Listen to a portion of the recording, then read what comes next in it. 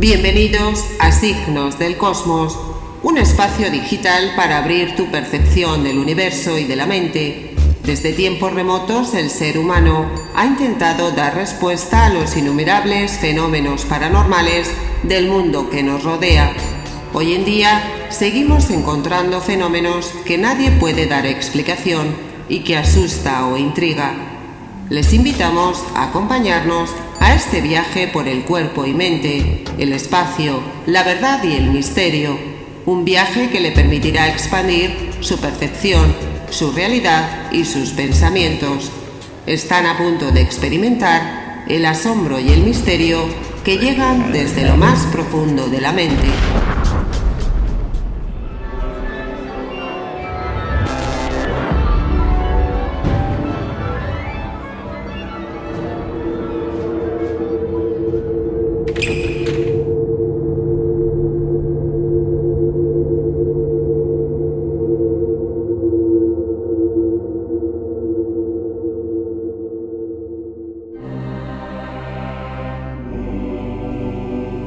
Un monje condenado, una leyenda diabólica, un manuscrito misterioso y un pacto de medianoche con el diablo, un relato sobre guerras sangrientas, secretos ocultos y exorcismos sagrados, siniestro, sagrado, el Codex Gigas o Biblia del Diablo. El Codex Gigas, libro grande en latín, es el manuscrito medieval más grande que existe. Fue considerado la octava maravilla del mundo. Mide 90 centímetros de largo y pesa 73 kilos. Contiene la Biblia, relatos antiguos, remedios medicinales y hechizos mágicos, pero el Códex es más que un libro. Ejerce una atracción casi sobrenatural. Fue codiciado por los poderosos, fue botín de guerra y escondido por un emperador romano. Durante su historia, el códice ha inspirado miedo y obsesión por poseerlo. Hoy en día, el magnetismo del libro sigue siendo tan poderoso como siempre, aunque está permanentemente en Suecia. En el año 2007 y por primera vez en casi 400 años, el códice regresó a su lugar de origen, la República Checa. Miles de personas fueron a verlo. El evento apareció en los titulares internacionales. Pocos libros en la Tierra pueden causar tal sensación, y detrás de todo hay una fuerza diabólica que lo impulsa, una figura única y siniestra, Satanás. El códice tiene una página con una ilustración del diablo. No hay una Biblia en todo el mundo con una ilustración tan grande de la encarnación del mal. Nadie sabe quién la dibujó ni por qué está ahí. Y existen, más aún, sombras inexplicables que aparecen en las páginas que rodean el retrato satánico. El Códice es el único libro que contiene el Antiguo y Nuevo Testamento, junto a violentos y sagrados hechizos, sortilegios y exorcismos demoníacos. Aunque no se sabe la fecha de cuándo se escribió, se calcula una fecha aproximada en el año 1230. Desde entonces y durante 8 siglos, el libro ha planteado 2 enigmas: ¿quién lo escribió y por qué?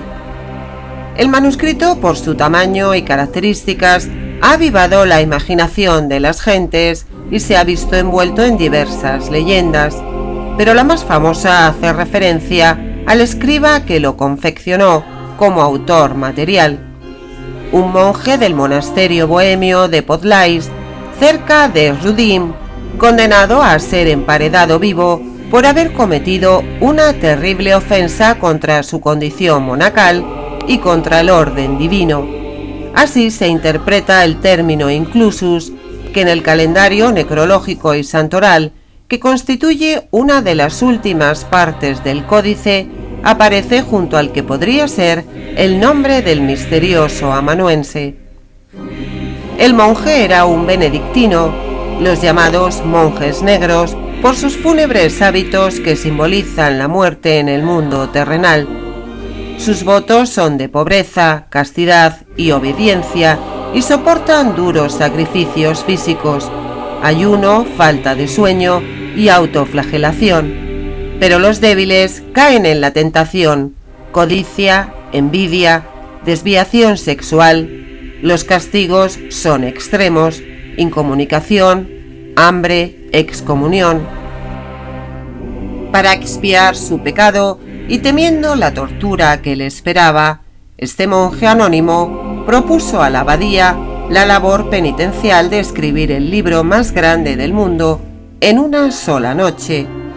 Contendría la Biblia y todo el conocimiento de la humanidad. Glorificaría a su monasterio para siempre y así podría redimirse. Así que reunió los materiales y los enseres necesarios para tal tarea y se aisló en su celda para acometer el trabajo. Sin embargo, a las pocas horas, ante el entumecimiento persistente de sus manos y la vista cansada, se dio cuenta de que aquella era una tarea poco menos que imposible para un solo escriba, y que no tendría fuerzas suficientes para acabar el libro antes del alba. Fue en aquel momento, aterrorizado y desesperado ante la imagen de la muerte esperándolo tras el canto del gallo, cuando tuvo la idea de invocar al arcángel caído, al diablo, para que lo ayudara con sus poderes maléficos para acabar el manuscrito. El maligno aceptó de buena gana, a cambio, eso sí, de su alma y de un capricho. El manuscrito debía contener, en una página, un fidedigno retrato suyo. Así como se dice que los evangelios fueron guiados por la mano de Dios, el Codex Gigas fue dictado por la mano del diablo. Ante el asombro y la sospecha de sus congéneres, el monje presentó el manuscrito terminado al día siguiente y fue perdonado.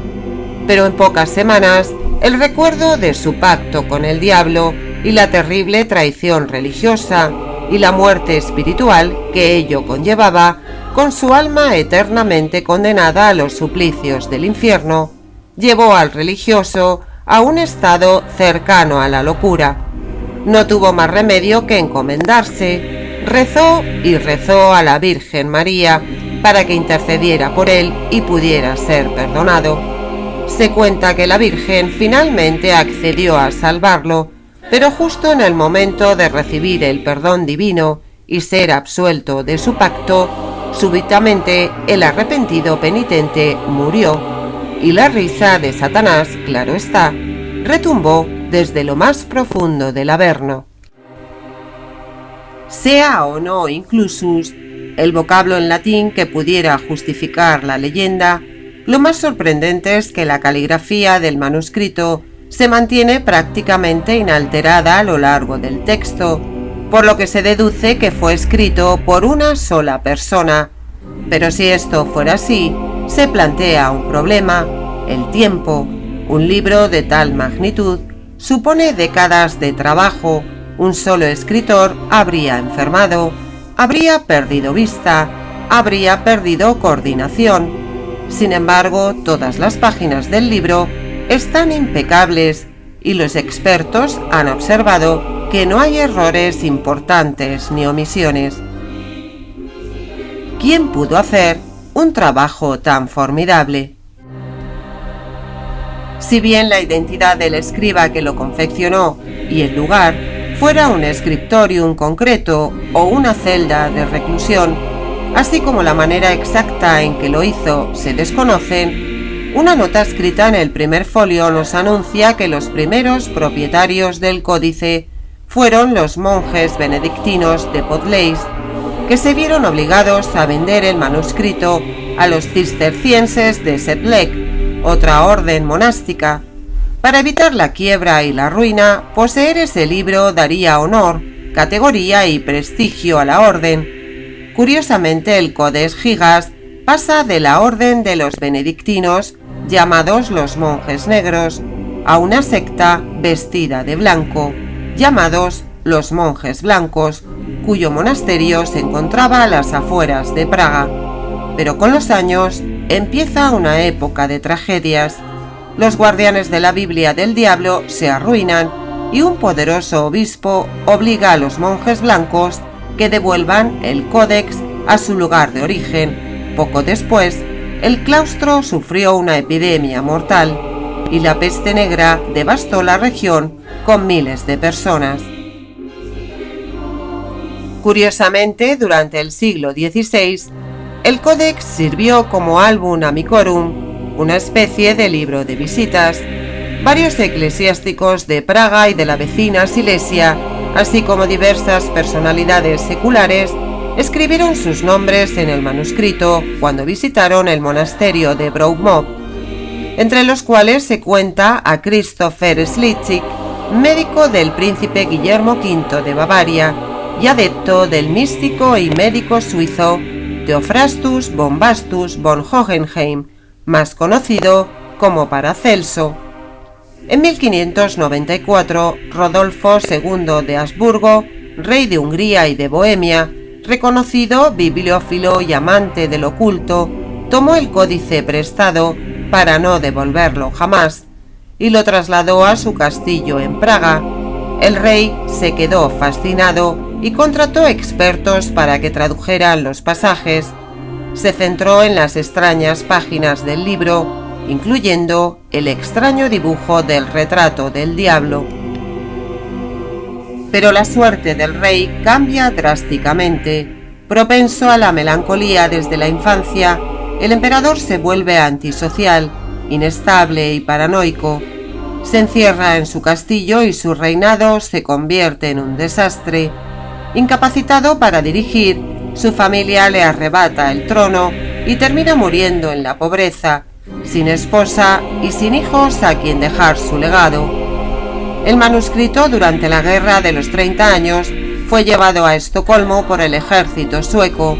Pasó entonces a formar parte de la colección de la reina Cristina de Suecia, dentro del catálogo de la Biblioteca Real. Se salvó de milagro de un incendio en 1697 al ser lanzado por una ventana, y a pesar de los daños sufridos en la caída, amortiguada, según se cuenta, por un malogrado sueco que en aquel momento se encontraba debajo. Allí permaneció hasta 1877, cuando entró a engrosar el fondo de la nueva Biblioteca Nacional de Suecia.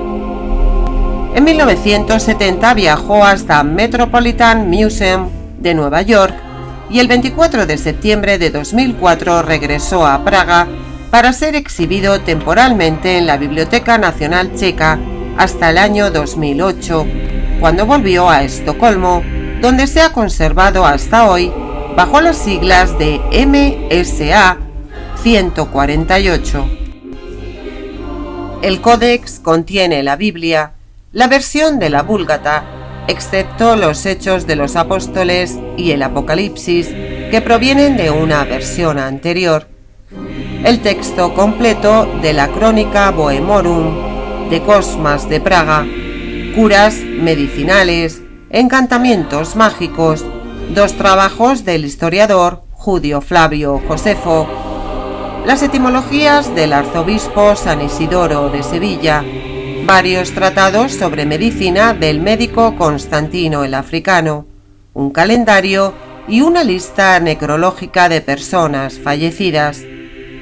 Además de las obras citadas, el códice contiene algunos textos más breves, el primero de ellos ubicado en el manuscrito antes de una imagen que ilustra la Jerusalén celeste entre los folios 286 y 288, constituye una obra sobre la penitencia y la confesión de los pecados a partir del caso de un clérigo anónimo que confiesa sus debilidades y viles deslices, tanto de pensamiento, palabra como de acción. En esta confesión podemos encontrar unas frases invocatorias iniciales dirigidas a Dios, Cristo, los ángeles, los patriarcas de la Iglesia, los profetas, apóstoles y numerosos santos, seguidas de una larga enumeración de las ofensas cometidas por el pecador contra su condición clerical, así como especialmente contra la abstención sexual y los placeres de la carne. Seguidamente leemos una exposición sobre los 7 pecados capitales y sus ramificaciones, según la tradición cristiana desde Gregorio el Grande. La confesión concluye con una plegaria de arrepentimiento y supone a todas luces el texto más significativo del códice si pensamos en la leyenda que concierne a los orígenes del manuscrito.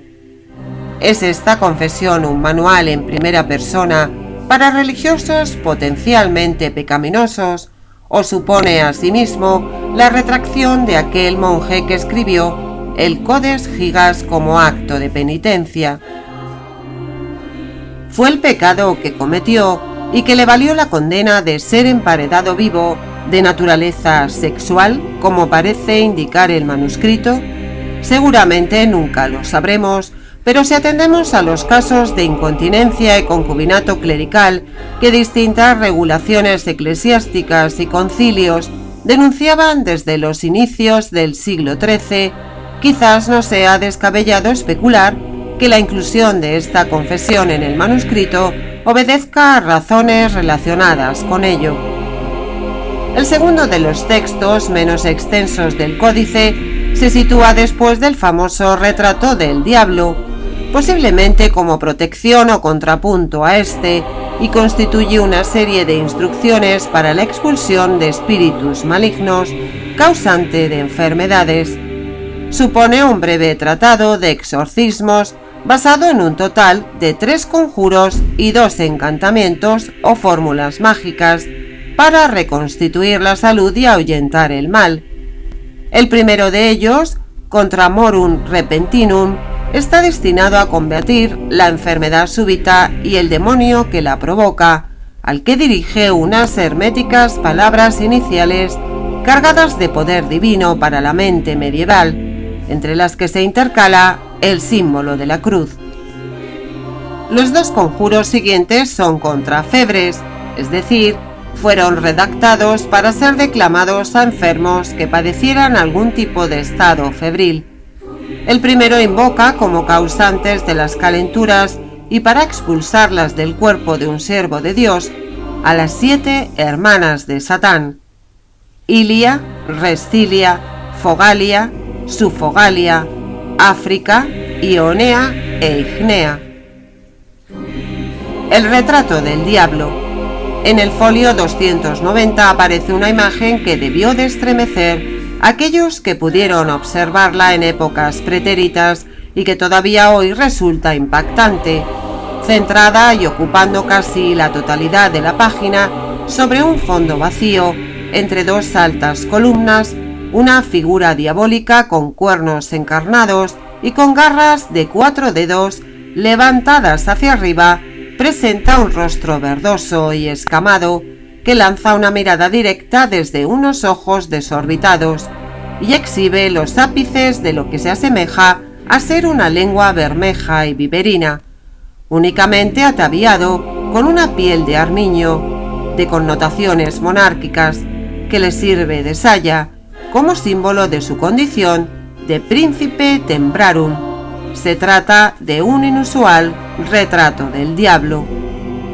Según los especialistas, este retrato tenía el objetivo de hacer recordar a aquel que lo contemplara la condenación del mal y del pecado. Al tiempo infundía el temor como método persuasivo contra la tentación, mostrando cuál era el destino de los culpables, las garras y fauces de Satanás. No se incurre de esta manera en una descripción gráfica del infierno, con sus llamas, sus demonios y sus terribles castigos, como nos encontraremos en otras obras pictóricas de los siglos bajomedievales, sino que en este caso es un icono que se encuentra personificado, lo que significaban la maldad y la infamia para la mente medieval. Máxime si se trataba de un monje del siglo XIII. De hecho, en el manuscrito este retrato confronta con otro folio donde encontramos representada la ciudad de Dios o Jerusalén celeste.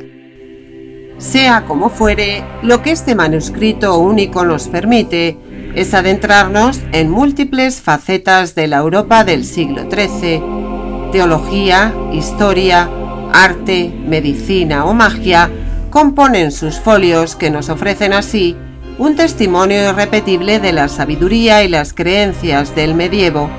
Además, el Codex Gigas es uno de esos casos que, como objeto insólito, presentan también ciertas incógnitas indescifrables, como ese secreto sin desvelar relacionado con la autoría real del manuscrito y que acaba haciéndonos, queramos o no, partícipes del misterio. Si el vídeo les gustó, no duden en compartirlo y suscribirse al canal. Nos vemos en el próximo videoprograma. Mucha luz y mucha suerte.